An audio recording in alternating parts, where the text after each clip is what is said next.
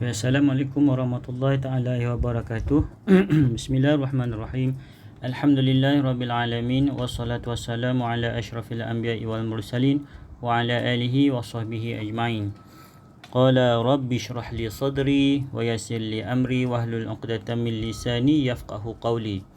Baiklah, syukur alhamdulillah, kita bertemu lagi dalam video kali ini untuk pelajaran sirah tahun 1.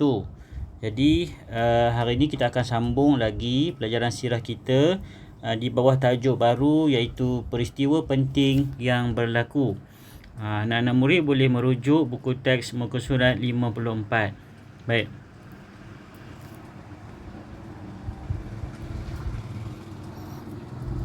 Terdapat beberapa peristiwa penting yang berlaku semasa Nabi Muhammad SAW masih kecil. Di antaranya ialah nombor 1, penyucian hati oleh malaikat Jibril. Nombor 2, kewafatan ibu Nabi Muhammad SAW. Kewafatan tu maksudnya meninggal dunia lah ya. Ibu Nabi meninggal dunia. Yang ketiga, pekerjaan yang dilakukan oleh Nabi Muhammad SAW. Dan yang keempat, perjalanan Nabi Muhammad SAW ke negeri Syam kali pertama. Baik. Itu adalah maknanya dalam buku kita ni ataupun untuk pelajaran kita ni ada 4 peristiwa penting yang berlaku semasa Nabi Muhammad SAW masih kecil. Baik, mari kita tengok peristiwa yang pertama pada muka surat 55, iaitulah peristiwa penyucian hati Nabi Muhammad SAW.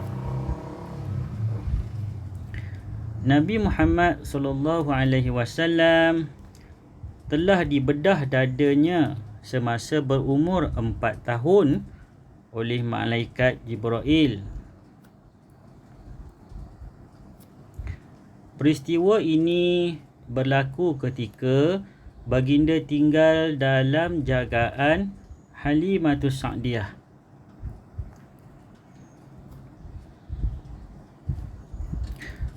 Tujuan membersihkan hati Nabi dari sifat syaitan yang bermula dari kanak-kanak lagi dan memperlihatkan keagungan Allah terhadap nabinya.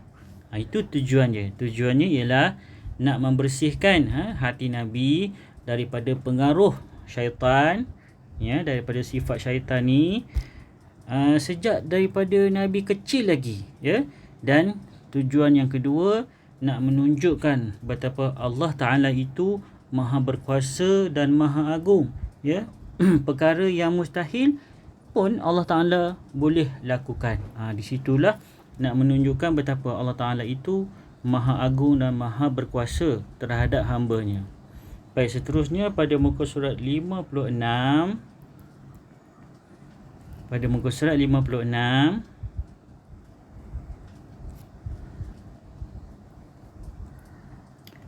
telah diriwayatkan oleh Anas bin Malik dalam Sahih Muslim, yang bermaksud, Sahih Muslim ni maksudnya ialah hadis Nabi lah, ya.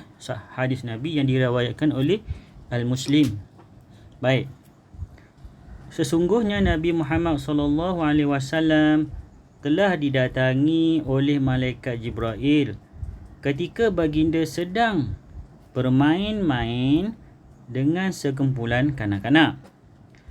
Jibril telah membaringkan dan membelah dadanya dan mengeluarkan seketul darah sambil berkata,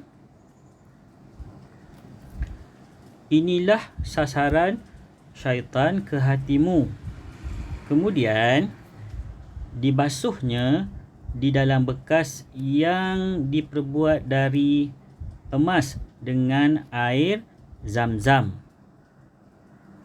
Dengan air Zam-Zam. Sama sini, ya, air Zam-Zam dan dimasukkan semula ke tempat asalnya.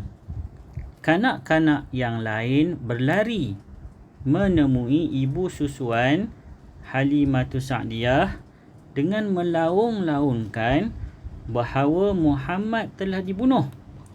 Maka mereka semua meluru ke arah Nabi Muhammad sallallahu alaihi wasallam dan didapati pucat lesi.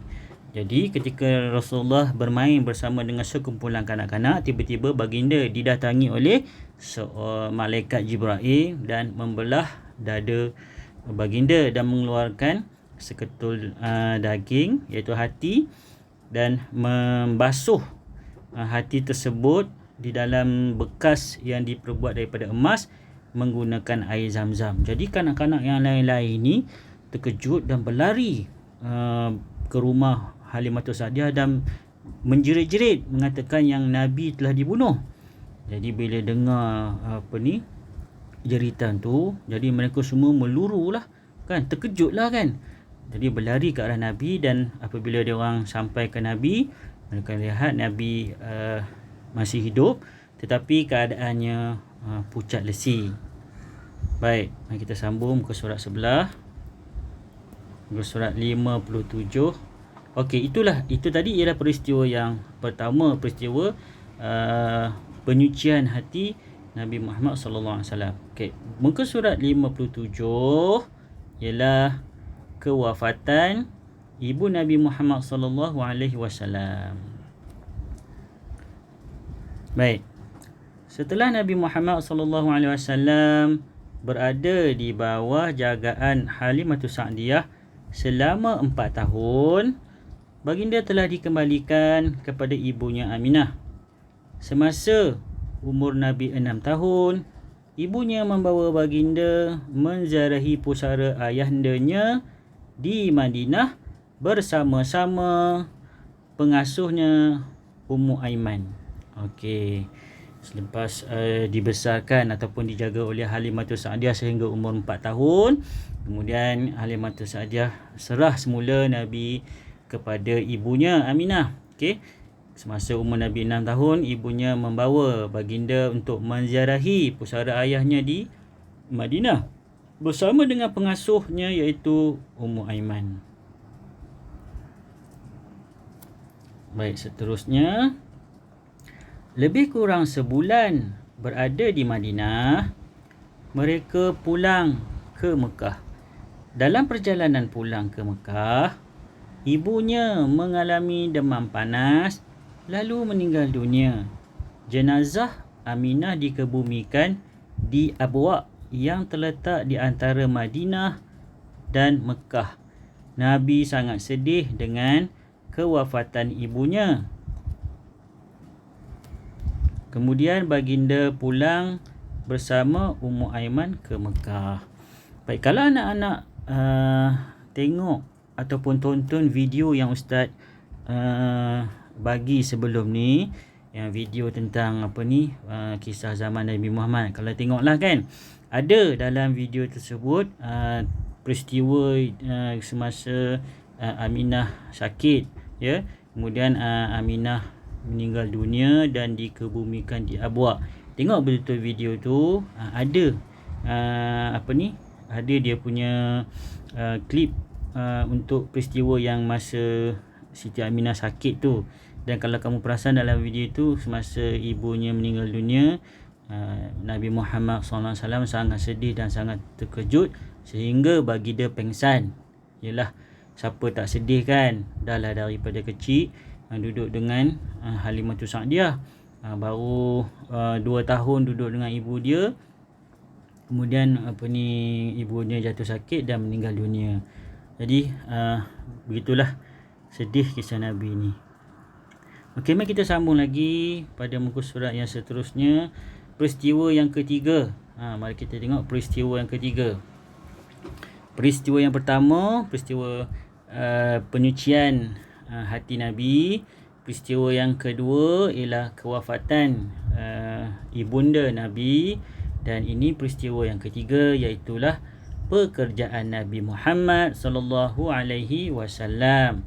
Okey, dalam kisah yang peristiwa ketiga ni kakak Ain ni dia nak bercerita. Mari kita tengok apakah yang nak diceritakan oleh kakak Ain ni. Assalamualaikum adik-adik yang dikasihi. Hari ini Kak Ain akan menyambung kisah Nabi Muhammad sallallahu alaihi wasallam. Baik, kita naikkan sikit. Okey.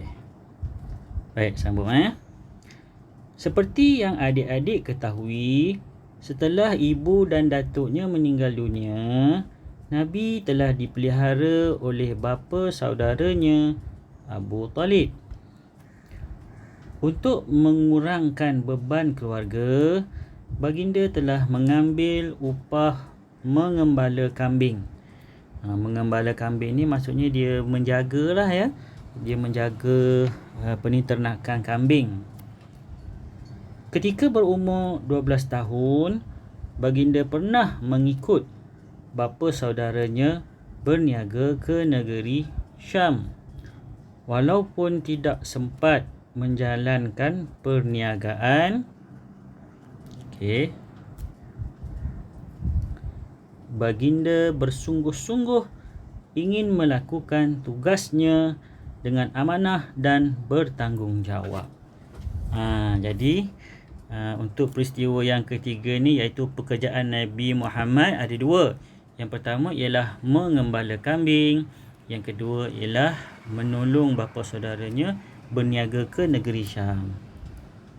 Baik, ini yang terakhir untuk video kita ni, iaitu pekerjaan yang Nabi buat tu ya. Pekerjaan tersebut ya, iaitu mengembala kambing dan menolong bapa saudaranya berniaga, telah membentuk akhlak Nabi yang mulia.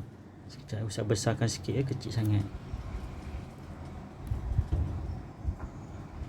Okey, sini ya, yang mulia. Baginda tidak terpengaruh dengan perkara-perkara yang tidak baik. Malah baginda menghabiskan masanya dengan membuat perkara yang berfaedah.